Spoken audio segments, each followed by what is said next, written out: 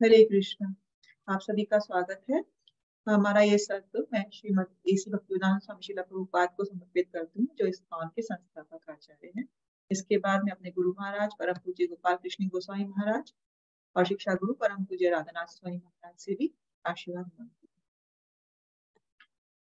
तो आप लोगों को ये पता है, हम अध्याय 14 पर है। इसका जो शीर्षक है वह है प्रकृति के 3 गुण। पहले सेशन में हमने देखा कि कैसे हम लोग भौतिक गुणों द्वारा बंधन में फंसे हुए हैं, और क्योंकि हम इन तीनों गुणों के बंधन में हैं, जो कि सत्व, रजस और तमस है, हम इस भौतिक जगत में बार बार आते रहते हैं। और जब तक हम इन भौतिक गुणों के प्रभाव से अपने आप को मुक्त नहीं करा लेते, हम भगवान के घर वापस नहीं जा सकते। हम खुद देखते हैं कि एक ही दिन में हम कभी सत्वगुण में होते हैं, कभी रजगुण में होते हैं और कभी तमोगुण में होते हैं। जैसे ही हमें ये शरीर मिलता है, एक आत्मा को ये शरीर मिलता है, वह इन भौतिक गुणों में बंध जाता है और उसे उस शरीर के हिसाब से ही, उसके नियमों के हिसाब से ही कार्य करना होता है। जैसे कि अगर किसी आत्मा को कुत्ते का शरीर मिला है तो वह भौंकेगा ही, क्योंकि उसका शरीर जिस गुणों से बना है उसके हिसाब से ही उसे काम करना पड़ता है। लेकिन हमने ये भी देखा था कि हम अभ्यास से एक गुण हमें अंदर बढ़ा सकते हैं। हम तमोगुण को मात दे सकते हैं अपने प्रयास से। अगर हम हमारे जीवन में सत्व गुण की प्रधानता को बढ़ाएंगे, अगर हम ऐसी एक्टिविटीज करेंगे जो सत्व गुण में है, जैसे कि मंदिर जाना, जाप करना, भागवतम भगवद गीता पढ़ना, तो इन चीजों से हमें सत्व गुण की वृद्धि होगी। और जब सत्व गुण की वृद्धि होती है तो हमें ज्ञान होता है, और उस ज्ञान से हम फिर तमोगुण को खत्म कर सकते हैं। धीरे धीरे प्रयास से हम सत्व गुण में आ सकते हैं, क्योंकि भक्ति सत्व गुण में आए बिना इम्पॉसिबल है। कोई रजस गुण में या तमोगुण में भक्ति कैसे कर सकता है? तमोगुण में तो व्यक्ति क्या है, आलसी है और उसे नींद ज्यादा आती है, और मदिरा पान करना, जो भी तमोगुण के कार्य है ना, मांस मच्छी खाना है। तो इस प्रकार के गुणों में कोई भक्त कैसे बन सकता है? इसी प्रकार से अगर कोई रजस गुण में, जैसे कि बहुत ही तीखा खाता है या बहुत ही क्रियाशील है, उसे बहुत कुछ पाने की इच्छा है, लालसा है, और वह दिन रात गधों की तरह काम कर रहा है, तो ऐसा व्यक्ति भी भक्ति में आगे नहीं बढ़ सकता। लेकिन जब हम सत्व गुण में स्थित हैं, सत्व गुण में मतलब जब हम ज्ञान के स्तर पर हैं, हम शुद्ध हैं, ब्राह्मण के लेवल पर हैं, तो हम अ, अपने सत्व गुण की वृद्धि करते हुए शुद्ध सत्व में आ सकते हैं। और जब हम शुद्ध सत्व में आ जाते हैं तो हम क्या बन जाते हैं, गुणातीत। जब हम गुणों को पार कर जाते हैं। और हमने ये बताया कि जो भगवान श्री कृष्ण है, वह उन्होंने इन गुणों की सृष्टि करी, इस भौतिक जगत को बनाया है, लेकिन भगवान इन गुणों के इफेक्ट में नहीं आते, उन पर इन गुणों का कोई असर नहीं होता। भगवान तो गुणातीत है, भगवान दिव्य है। और जब भक्त भी, जो भक्त शुद्ध हो जाता है, वह भक्त भी गुणातीत बन जाता है, और फिर गुणों का उसके ऊपर प्रभाव नहीं पड़ता है। तो कैसे हम गुणों से पार जा सकते हैं, कैसे गुणातीत बन सकते हैं, गुणातीत के क्या लक्षण हैं, आज हम ये देखेंगे 19 to 27। गुणों के पार जाना, गुणातीत बनना। इस खंड का जो सार है वह क्या है? ज्ञान से क्या होता है? ज्ञान से हम आत्मा और शरीर के भेद को पहचान जाते हैं। ज्ञान योग का असली लक्ष्य क्या है? ज्ञानी जो होता है वह इसका स्टडी करता है कि ये शरीर किस तरह बना हुआ है, और हम आत्मा है, हम शरीर नहीं है, आत्मा और शरीर में भेद। तो ज्ञान से हम इस लेवल पर आ जाते हैं। अब जब हम ये भेद कर पाते हैं तो अंततः क्या होता है, व्यक्ति इस बात की सराहना करने के लिए प्रेरित होता है कि वह शरीर नहीं है और कृष्ण ही सर्वोच्च है, और उसे मुक्त होने के लिए, इस शरीर से मुक्त होने के लिए कृष्ण की शरण लेनी। जब हम कृष्ण की शरण लेते हैं तभी हम इस शरीर और इस शरीर से जुड़े हुए गुणों से पार पा सकते हैं। तो इस प्रकार ज्ञान ऐसा मार्ग है जो भक्ति में परिणित होता है। तो ज्ञान मार्ग भी अंततः जब तक भक्ति में परिणित नहीं होगा, भक्ति में कन्वर्ट नहीं होगा, तो इस ज्ञान का कोई अर्थ नहीं रह जाता। ठीक है ना। तो ज्ञान योग का भी परम लक्ष्य क्या है? भक्ति योग ही। तो ज्ञान ही बन के भी अगर हम इस बात तक नहीं पहुंचे कि हम भगवान के सेवक हैं और हमारा मेन कार्य भगवान की शरण में जाना है, भगवान की सेवा करना है, अगर हम इस कंक्लूजन पे नहीं पहुंचे तो हमारा ज्ञान फिर व्यर्थ है ना, उसका कोई मूल्य नहीं है। तो कितने भी कोई ज्ञानी बन जाए, वेदों में जानकार बन जाए, उसे बहुत वेद के श्लोक आते हैं, वेदों का ज्ञान है, बहुत पढ़ाई करता है, लेकिन अगर भक्ति नहीं करता है तो इसका कोई भी अर्थ नहीं रह जाता। अब आज का ये पहला श्लोक है जिसमें भगवान क्या कहते हैं? गुणों को कर्ता के रूप में और भगवान को दिव्य के रूप में देखना। तो इसमें क्या बताया गया है कि जब कोई अच्छी तरह जान लेता है कि समस्त कार्यों में प्रकृति के 3 गुणों के अतिरिक्त अन्य कोई कर्ता नहीं है, और जब वह परमेश्वर को जान लेता है जो इन तीनों गुणों से परे है, तो वह मेरे दिव्य स्वभाव को प्राप्त करता है। तो भगवान इसमें ये बता रहे हैं कि जब व्यक्ति ये अच्छी तरह समझ जाता है कि जो भी कार्य हो रहा है हमसे, वह इन प्रकृति के 3 गुणों के बीच रहकर हो, ये हमें विवश करते हैं, प्रकृति के 3 गुण कोई भी कार्य करने के लिए, है ना। कुछ भी कार्य प्रकृति के 3 गुणों के बिना नहीं होता है। और साथ साथ में जब वह परमेश्वर को भी जान जाता है, परमेश्वर के बारे में उसको नॉलेज हो जाती है कि ये कृष्ण ही 3 गुणों से परे है, जब उसको ये 2 चीज की नॉलेज हो जाती है तो भगवान के समान ही वह भी एक दिव्य स्वभाव को प्राप्त कर लेता है, मतलब वह भक्ति योगी है। तो ये डेफिनेशन है कि कौन गुणातीत। गुणातीत ये है जो ये जान जाता है कि समस्त कार्य प्रकृति के 3 गुणों के द्वारा हो रहे हैं और परमेश्वर इन गुणों से परे है। तो जो इस प्रकार जान जाता है और इस प्रकार जिसकी दृष्टि होती है उसे हम गुणातीत कहते हैं, जो गुणों से परे है। हमें आपको पहले भी ये बताया था कि कोई भी एक्टिविटी होने के लिए ये 3 फैक्टर्स होते हैं, है ना। हमारा क्या रोल है? हम जब जीव क्या है, जीव जब इस भौतिक जगत में क्यों आया? क्योंकि उसने भगवान से अलग एंजॉय करने की इच्छा प्रकट करी कि मैं भी भोग करके देखूं। क्योंकि भगवान हमें रोबोट नहीं बनाना चाहते थे, तो भगवान ने हमें एक थोड़ी सी स्वतंत्रता दी। उस स्वतंत्रता की वजह से हमने इच्छा करी कि हम एंजॉय करना चाहते हैं, तो भगवान उसमें हस्तक्षेप नहीं करते। भगवान क्या देखते हैं कि हम जो हमने इच्छा करी, हम उसको पाने के लिए काबिल भी है या नहीं। काबिल है, हमने ऐसे कर्म किए हैं, तो भगवान उसको सैंक्शन कर देते कि ठीक, तुमने ये इच्छा करी तो ये कार्य हो जाएगा। और भगवान इतने दयालु हैं कि उस इच्छा को पूरी करने के लिए हमें सुविधा देते हैं। कौन सी सुविधा देते हैं? भौतिक प्रकृति के 3 गुणों के द्वारा हमें वह सुविधा देते हैं। तो इसमें हम कैसे बोलते हैं कि कृष्णा तो सैंक्शनर है, उन्होंने सैंक्शन किया, जीव ने इच्छा की, और भौतिक प्रकृति हमें वह करने के लिए सुविधाएं प्रदान करती है, फैसिलिटेट करती है। इसको हमने पहले भी आपको एक उदाहरण से समझाया था कि एक बच्चा है, उसने इच्छा करी, छोटी सी इच्छा करी कि मुझे चॉकलेट खानी। अब उस बच्चे में न तो ये शक्ति है और न पैसा है, न पैसा है और न वह खुद जाकर दुकान से खरीद सकता है। उसने सिर्फ इच्छा करने की गलती करी, है ना। हम भी इस तरह से इच्छा करने की गलती करते हैं। अब वह अपनी इच्छा भगवान अपने पापा के पास लेके जाता है, मतलब हम भगवान से मांग सकते हैं। अब पापा मना भी कर सकते हैं कि नहीं, चॉकलेट खाना अच्छा नहीं है, वह उसे पैसे नहीं देंगे। और कभी कभी पिताजी पिघल जाते हैं कि बच्चे को छोटी सी चॉकलेट ही तो चाहिए, तो उसको पैसा देते हैं, लेकिन उसको पता है कि पैसा देने के बाद में भी वह खुद नहीं खरीद सकता, तो वह नौकर को बुलाते हैं और नौकर को कहते हैं कि इस बच्चे के साथ जाकर जो इसे चॉकलेट चाहिए वह उसे खरीद कर दे दो। तो इस प्रकार से वह नौकर तो हुई भौतिक प्रकृति, बच्चा हुआ हम, और पापा हुए कृष्ण। तो इसी प्रकार से हर एक कार्य होता है। तो हम यह देखते हैं कि केवल जीव अकेला करता नहीं, कोई भी कार्य के पीछे तीनों का अपना अपना रोल होता है, तभी कोई गतिविधि होती है।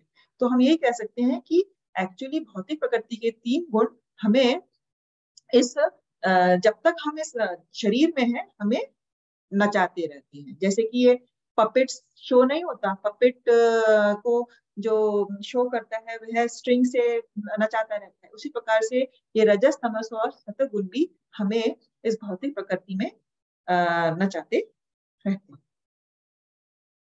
अब अगले श्लोक में गुणातीत के बारे में अर्जुन 3 प्रश्न करते हैं। ठीक है, वो क्या प्रश्न करते हैं? हे भगवान, जो इन गुणों से परे है वे किन लक्षणों के द्वारा जाना जाता है? हम कैसे पहचानेंगे कि ये गुणों से परे है? फिर उसका आचरण कैसा होता है, वह कैसे बिहेव करता है, और फिर वह प्रकृति के गुणों को किस प्रकार लागता है? तो इस प्रकार से अर्जुन भगवान से इन 3 प्रश्नों को पूछ रहे हैं। ठीक है, तो पहले प्रश्न का उत्तर 14.22 में भगवान देते हैं, और उसका आचरण कैसा होता है उसका उत्तर 23 to 25 में देते हैं, और गुणों को पार करने की क्या विधि है उसका आंसर देते हैं 14.26 में। तो हम देख सकते हैं कि भगवत गीता कितनी सिस्टमैटिक तरीके से प्रश्न है तो उनके उत्तर। अब गुणातीत के लक्षण, आप में से कोई पढ़ना चाहेगा?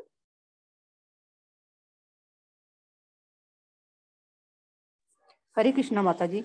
हाँ जी, सुमन जी पढ़िए। गुणातीत के लक्षण। भगवान ने कहा, हे पांडुपुत्र, जो प्रकाश, आसक्ति तथा मोह के उपस्थित होने पर ना तो उनसे घृणा करता है और ना ही लुप्त हो जाने पर उनकी इच्छा करता है, जो भौतिक गुणों की इन समस्त प्रतिक्रियाओं से निश्चल तथा अविचलित रहता है। तात्पर्य, शरीर के भौतिक गुण कार्य करेंगे लेकिन आत्मा ऐसे कार्यों के से पृथक रहेगा। वह किस तरह पृथक होता है? वह ना तो शरीर का भोग करना चाहता है और ना ही उससे बाहर जाना चाहता है। इस प्रकार दिव्य पद पर स्थित भक्त स्वयं में मुक्त हो जाता है। उसे प्रकृति के गुणों के प्रभाव से मुक्त होने के लिए किसी प्रयास की कोई आवश्यकता नहीं रह जाती। दंडवत प्रणाम माता जी, धन्यवाद। धन्यवाद। तो यहाँ पर भगवान अर्जुन क्या कह रहे हैं कि जो प्रकाश, आसक्ति तथा मोह के उपस्थित होने पर न तो उनसे घृणा करता है और न लुप्त हो जाने पर उसकी इच्छा करता है। तो जो गुणातीत व्यक्ति है उसको किसी चीज से मोह नहीं है। अगर उसे कुछ अपने आप मिल जाता है तो वह बहुत ज्यादा खुश नहीं होता है, और नहीं मिलता है तो वह दुखी भी नहीं होता है। तो मतलब उसे कुछ भी स्थिति में भगवान डाले वह अपने ऊपर उसका असर नहीं देता है। वह ना तो किसी चीज का ना होने पर उससे घृणा करने लगता है, और जब कोई वो चीज उसके जीवन में चली जाती है, जैसे हमारा कोई चीज घूम जाता है तो हम क्या सोचते हैं, मुझे वापस मिल जाए, हमें उसकी इच्छा होती है। लेकिन गुणातीत व्यक्ति क्या होता है, गुणातीत व्यक्ति में दोनों ही गुण नहीं होते, और वह कोई भी चीज हो निश्चल और अविचलित रहता है। उसको ये चेंजेस कुछ भी इफेक्ट नहीं करते, उसको डिविएट नहीं करते, उस पर उनका कोई भी प्रभाव नहीं, है ना। हम दिन रात क्या देखते हैं कि अगर किसी को कुछ मिल जाता है तो वो इतना खुश होता है, और अगर किसी का कुछ गुम जाता है, किसी की मृत्यु हो जाती है, कोई नुकसान हो जाता है तो वो कितना दुखी हो जाता है। लेकिन जो गुणातीत व्यक्ति है वह दोनों ही स्थिति में एक समान रहता है, क्योंकि उसे पता है कि भौतिक गुण तो कार्य करेंगे लेकिन आत्मा ऐसे कार्यों से अलग है, उसका इससे कोई रिलेशनशिप नहीं, है ना। इसीलिए उसे पता है कि ये शरीर तो नश्वर है, ये तत्कालिक है, मतलब क्षणिक है, और इसीलिए वह न तो शरीर का भोग करना चाहता है, और वह ये भी इच्छा नहीं करता कि मैं इससे बाहर चला जाऊं। लेकिन उल्टा वो क्या करता है, वह इस शरीर को ही माध्यम बना लेता है जिससे वह भगवान को प्राप्त कर सके। तो हम इस शरीर को भी माध्यम बना सकते हैं।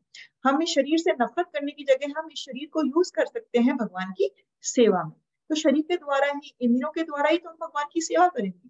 तो जो गुणातीत व्यक्ति है वह ये समझ जाता है कि ये शरीर भगवान ने हमें इसलिए दिया है ताकि शरीर के माध्यम से, इंद्रियों के माध्यम से भगवान की सेवा करें, ना कि इससे नफरत करें। जैसे कि जो ज्ञानी लोग होते हैं ना, वो क्या करते हैं, वह अपने इंद्रियों को इतना कंट्रोल करेंगे, वो कोई गतिविधि नहीं करेंगे। वो सोचते हैं कि हम कोई गतिविधि करेंगे तो हम बंध जाएंगे, और वह हमेशा ज्ञान के मार्ग में जाते हैं, और जाते जाते वह भगवान से विलीन होने की इच्छा करते हैं।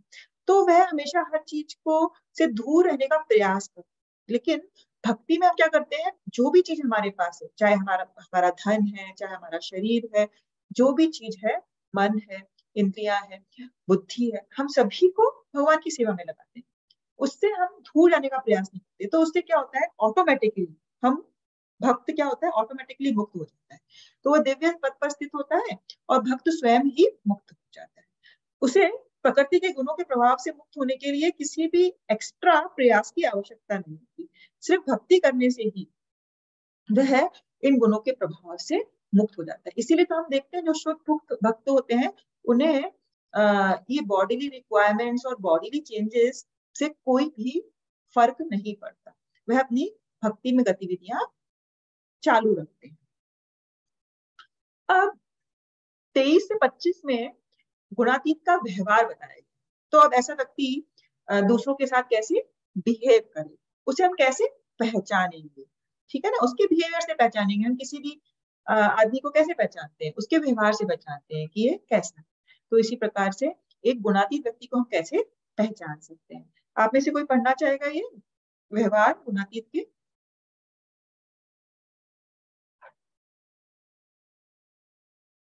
लवलिंग जी आप पढ़ेंगी?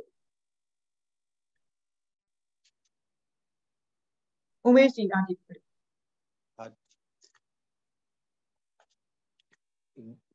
गुणातीत का व्यवहार गुणों की प्रतिक्रियाओं से तटस्थ और अविचलित यह कि अकेले गुण सक्रिय है, सुख और संकट में समान, दृढ़ता से स्वयं में स्थित, मिट्टी का एक ढेला, एक पत्थर और सोना एक समान, प्रिय अप्रिय के प्रति समान, नियमित, प्रशंसा और दोष में समान, मान अपमान में समान, दोस्त और दुश्मन के साथ एक जैसा व्यवहार करता है, सभी भौतिक गतिविधियों का त्याग करता है। हरे कृष्ण। हरे कृष्ण। तो क्या है उसका कि उसे पता है कि सिर्फ गुण सक्रिय हैं, वह इन गुणों से अलग है, वह शरीर से अलग है। तो गुणों की जो भी एक्टिविटीज होती है उससे वह अविचलित रहता है, डिस्टर्ब नहीं, है ना, एक समान रहता है, तटस्थ रहता है, डिटर्मिन रहता है। सुख हो चाहे संकट, वह समान रहता है। फिर दृढ़ता से स्वयं में स्थित होता है, वह डिटर्मिन रहता है इस चीज में कि मैं आत्मा हूं और मुझे आत्मा से रिलेटेड कार्य करना है, इन गुणों के प्रभाव में नहीं। और फिर वो क्या करता है, वह जो व्यक्ति उसके प्रिय है, मतलब दोस्त हो या दुश्मन, वह सेम बिहेवियर करता है। और ऐसा बिहेवियर क्यों करता है, हमने 5.19 में देखा था, है ना, विद्या विनय संपन्ने ब्राह्मणे गविहस्तिनी सुनी चे वशुपाके च पंडिता समदर्शिना। पंडित चाहे एक चांडाल हो, चाहे हाथी हो, चाहे ब्राह्मण हो, चाहे कुत्ता हो, सभी को एक दृष्टि दिखता है, क्योंकि उसकी दृष्टि क्या होती है, वह दिखता है सभी में आत्मा है जो कि परमात्मा का एक अंश है, और सभी के शरीर में परमात्मा का भी निवास है। तो उस लेवल पर वह सोच पाता है, इसलिए वह सभी को समान देखता है। उसका जो बिहेवियर होता है वह अलग हो सकता है, जैसे कि हम एक शेर के साथ वही व्यवहार नहीं करेंगे, शेर को अपने रूम में थोड़ा बुलाएंगे, हमें पता है कि उस शरीर में है तो वह हमें खा जाएगा, लेकिन हम कोई डिफ्रेंशिएट नहीं करेंगे, हम आत्मा और परमात्मा के स्तर पर सोचने लगते हैं। फिर चाहे मिट्टी का ढेला हो, एक पत्थर हो या सोना हो, उसके लिए सब एक समान है, क्योंकि सभी इस प्रकृति से आए हैं और सभी भगवान की संपत्ति है। तो वह हर किसी चीज को भगवान के उपयोग में लगा देगा, तो उसके लिए सब एक समान है, क्योंकि वह खुद की इंद्रिय तृप्ति के बारे में नहीं सोचता। अगर कोई व्यक्ति खुद की इंद्रिय तृप्ति के बारे में सोचेगा तो वह मिट्टी में और सोने में फर्क देखेगा, अन्यथा वह नहीं देखेगा। फिर वह नियमित होगा, मतलब कंट्रोल होगा, उस पर सेल्फ कंट्रोल होगा, नियम से जिएगा, उसके जीवन में कुछ नियम। फिर प्रशंसा और दोष, चाहे कोई उसकी प्रशंसा करे चाहे उसको कोई असम्मान दे, वह विचलित नहीं होगा। मान अपमान में भी समान है ना। तो मान अपमान तो क्या होता है कि हम खुद फील करते हैं, कोई हमारी प्रशंसा करता है तो हमें मान हो जाता है, कोई हमें दोष देखता है, हमें गलतियां देखता है तो हम अपमान महसूस करते हैं। तो प्रशंसा और दोष तो दूसरा कर रहा है और मान अपमान हम खुद महसूस कर रहे हैं, लेकिन ऐसे में भी ये व्यक्ति समान रहता है। दोस्त और दुश्मन के साथ में भी वह एक जैसा व्यवहार करता है और सारी भौतिक गतिविधियों का वह त्याग कर देता है। उसे जो भी इस बॉडी से रिलेटेड एक्टिविटीज हैं उसमें वह कोई इंटरेस्ट नहीं दिखाता, वह केवल आत्मा के जो एक्टिविटीज हैं। और आत्मा की एक्टिविटीज क्या है, हम पढ़ते आ रहे हैं। आत्मा की एक्टिविटीज है कि वह भगवान के मंदिर की सफाई करे, वह भगवान के दर्शन करे, भगवान के नामों का जाप करे, भगवान के लिए भोग बनाए और भागवतम भगवद गीता पढ़े। तो ये सभी गतिविधियां क्या है, ये आत्मा से रिलेटेड है। तो वह भौतिक गतिविधियों को धीरे धीरे रोकता है और उतना ही करता है जितना इस शरीर को आत्मा के साथ रहने के लिए आवश्यक, मिनिमम पॉसिबल जो है वह बॉडी की ध्यान रखता है। वह ज्यादा ध्यान रखता है अपनी आत्मा का। जैसे कि हमने आपको पिंजरे वाली कहानी सुनी, हमें केवल पिंजरे का ध्यान नहीं रखना है, उसमें रहने वाले तोते का ध्यान भी रखना है। तो इस प्रकार से ये गुणातीत के लक्षण है और गुणातीत का व्यवहार। तो ये गुणातीत के लक्षण और व्यवहार बताने के बाद अब अगले श्लोक में भगवान बताते हैं कि हम कैसे गुणातीत बन सकते हैं। तो 14.26 इस श्लोक को कोई पढ़ना चाहेगा?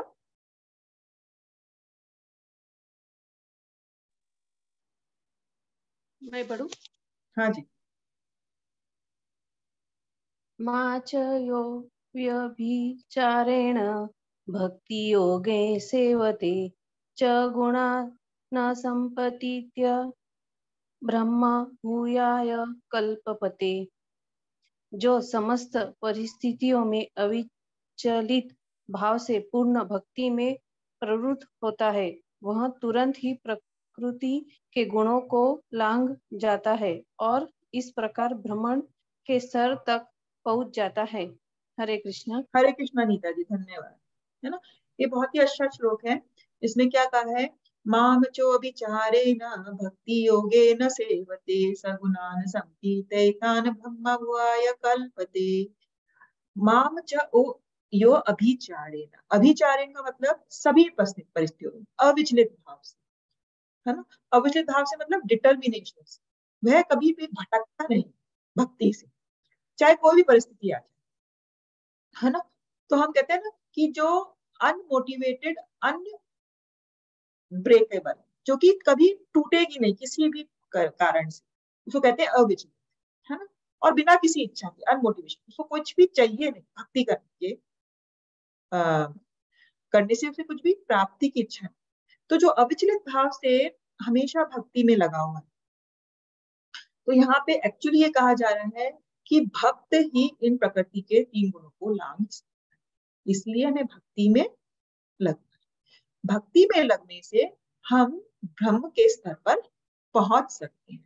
तो यहाँ पर ये क्यों कहा गया, हम सोच सकते हैं कि ब्रह्म तो ये होता है भगवान का निराकार रूप होता है, लेकिन यहाँ पर ब्रह्म के स्तर पर पहुंचने का मतलब ये है कि हम ब्रह्म का हमें बोध हो जाता है। ब्रह्म का बोध मतलब हमने पहले ही बताया कि ब्रह्म को आत्मा के लिए भी लिया जाता है, ब्रह्म को परम ब्रह्म के लिए भी लिया जाता है, मतलब भगवान के लिए भी यूज किया जाता है।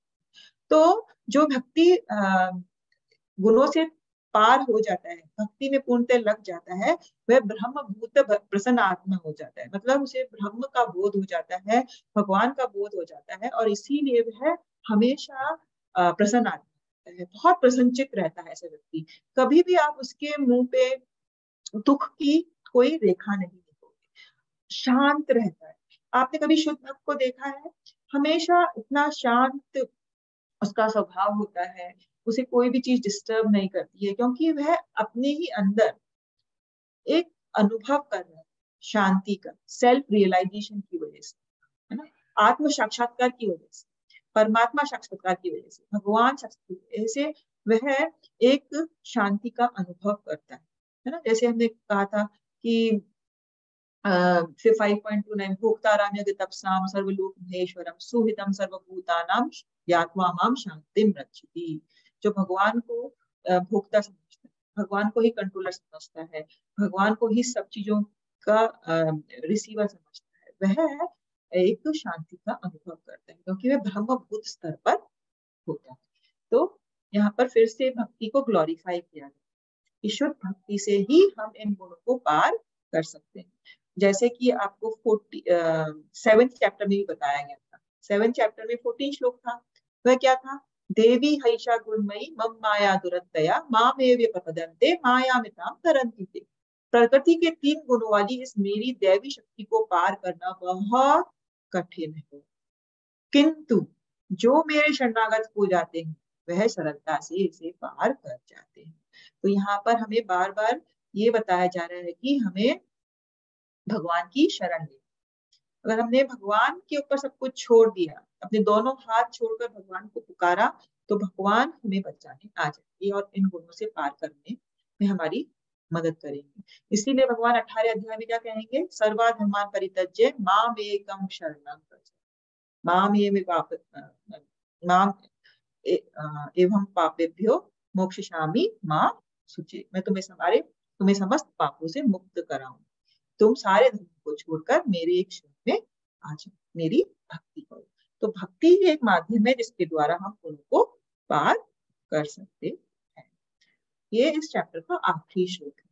जब भगवान ने कहा कि तुम भ्रम के स्तर पर पहुंच जाओगे, तो भगवान कह रहे हैं कि इनडायरेक्टली तुम मेरे पास ही पहुंच जाओगे, क्योंकि मैं ही तो इस भ्रम का स्रोत हूँ। भ्रम जो है, ये ब्रह्म ज्योति है, मुझसे ही निकल। तो ब्रह्मणो हि प्रतिष्ठाहम् अमृतस्य अव्यस्य च शाश्वतस्य धर्मस्य सुखस्य कांतिकस्य च।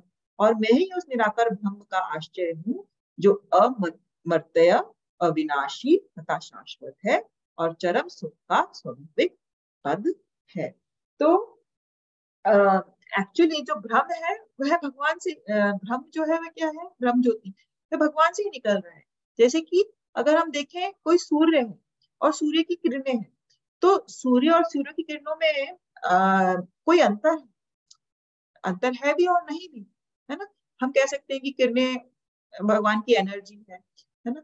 उसी प्रकार से ये ब्रह्म ज्योति भी भगवान से निकल रहा है और इस ब्रह्म ज्योति की भी वही क्वालिटीज हैं जो भगवान की है। जैसे कि अमर्त्य, इसका कभी विनाश नहीं होता, ये कभी भी मिटती नहीं, हमेशा शाश्वत रहती है। और इसका बोध होने पर, ब्रह्म का बोध होने पे भी हमें चरम सुख का अनुभव होता है। और जब हम इस स्तर पर पहुंच जाते हैं तो हमें ये भी मानना होता है कि भगवान ही इस निराकार ब्रह्म के भी आश्रय, तो हमें परम आश्रय लेना है। हमें ब्रह्म बोध होने पर वही तक नहीं अटक जाना, ब्रह्म बोध के स्तर पर हमें परमात्मा बोध पर आना है और परमात्मा बोध के बाद हमें भगवान के स्तर पर आना है। जब हम भगवान का बोध कर लेंगे तो भगवान के बोध में तो ये ऑलरेडी इंक्लूडेड है। जैसे कि हम कहते हैं ना 100 रुपए का नोट है, 100 रुपए के नोट में 1 रुपया और 10 रुपए तो ऑलरेडी इंक्लूडेड है। तो जब हम भगवान को जान जाएंगे, भगवान की शरण लेंगे, तो ऑटोमेटिकली हम ब्रह्म और परमात्मा की शरण तो हमने ले ही ली, है ना। तो 100 रुपए के नोट में 1 और 10 तो साथ में आएगा ही आएगा। इसीलिए भगवत गीता में बार बार ये कहा जा रहा है कि ज्ञान योगी भी तब तक पूर्ण नहीं है तब तक वह भक्त बन जाता है ना। जैसे कि अनेक जन्मों बाद, वो श्लोक था ना 7th चैप्टर में, बहुनाम जन्म नामांते ज्ञानवान मां प्रपद्यते वासुदेव सर्वमिति समात्मा। बहुत जन्मों के बाद एक ज्ञानी भी जब इस अंडरस्टैंडिंग पे आ जाता है कि वासुदेव ही सब, तो फिर वह मुक्ति प्राप्त करता है। तो इसी प्रकार से जो ज्ञान योगी, जो निराकार के लेवल पर सोचता है, उसे भी भक्ति में आना होता है। और जो परमात्मावादी है, जो अष्टांग योगी है, वह भी जब तक भक्ति नहीं करेगा भगवान के लिए, तब तक उसे मुक्ति नहीं मिलती। क्योंकि हमने देखा है कि कई बार ज्ञान योगी को भी नीचे गिरना पड़ता है अपने स्तर, क्योंकि वह अपने प्रयास पर निर्भर करते हैं। लेकिन अगर वे भगवान का आश्रय ले ले तो फिर वह भगवान के पास पहुंच सकते हैं। तो इसके तात्पर्य में प्रभुपाद कहते हैं कि श्रीमद् भागवतम में ये कहा गया है कि यदि कोई व्यक्ति सर्वोच्च व्यक्ति की जानकारी के बिना अवैदिक भ्रम के स्तर पर बढ़ सकता है, बिना आगे बढ़े उसकी बुद्धि पूरी तरह से स्पष्ट नहीं। इसीलिए ब्रह्म मंच पर उठाए जाने के बावजूद यदि कोई भगवान की भक्ति सेवा में सरल नहीं है तो नीचे गिरने की संभावना है। तो कोई व्यक्ति ज्ञान के माध्यम से, है ना, अवैदिक ब्रह्म के स्तर पर आ सकता है, ब्रह्म साक्षात्कार उसको हो सकता है, लेकिन उस स्तर पर आने के बाद में भी अगर वह भगवान की भक्ति सेवा में नहीं कर पाता तो उसके नीचे गिरने की संभावना है। तो यहाँ पर यही बताया गया है कि जो ब्रह्मवादी होते हैं उनके नीचे गिरने की संभावना बनी। इसलिए हमें ब्रह्मवादी ना बन के, परमात्मावादी भी ना बन के, हमें भगवान की शरण। भगवान कौन है? भगवान 6 ऐश्वर्यों से भरे, और जब कोई भक्त उनके पास जाता है तो इन 6 ऐश्वर्यों का आदान प्रदान होता है। राजा का सेवक क्या है, राजा के साथ लगभग समान स्तर पर आनंद लेता है। तो अगर हम भगवान की शरण लेंगे तो हम भगवान के समान आनंद का अनुभव करेंगे। और इसीलिए शाश्वत सुख, अविनाशी शाश्वत जीवन भक्ति सेवा के साथ साथ चलते हैं। तो हम अगर भक्ति जीवन अपनाएंगे तो हमें शाश्वत सुख, अविनाशी सुख और शाश्वत जीवन मिलेगा।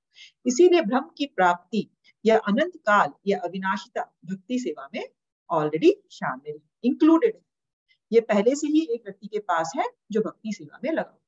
तो जो भक्ति सेवा में लगा हुआ है उसे इन सबको प्राप्त करने की अलग से कोई चेष्टा नहीं करनी, सिर्फ भक्ति करने से ही उसे ब्रह्म की प्राप्ति भी हो जाती है। तो इसीलिए भक्ति सर्वश्रेष्ठ है। तो ज्ञान, ये क्योंकि ये ज्ञान सेक्शन है, इसमें ये बताया जा रहा है बार बार भी कि ज्ञान योगी तब तक इनकम्प्लीट है जब तक कि वह भक्ति में संलग्न नहीं होता। तो ज्ञान को हमें भक्ति में परिणित करना पड़ता है। हरे कृष्ण। तो आज का सत्र यही समाप्त होता है। आपको अगर कोई क्वेश्चंस है तो आप पूछ सकते हैं।